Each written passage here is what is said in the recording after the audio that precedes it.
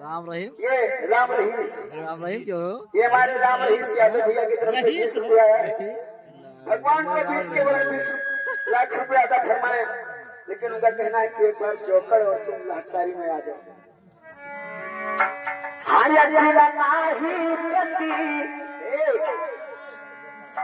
लाचारी तो जाना सब है कि कुछ समझन से लाचारी के का हो।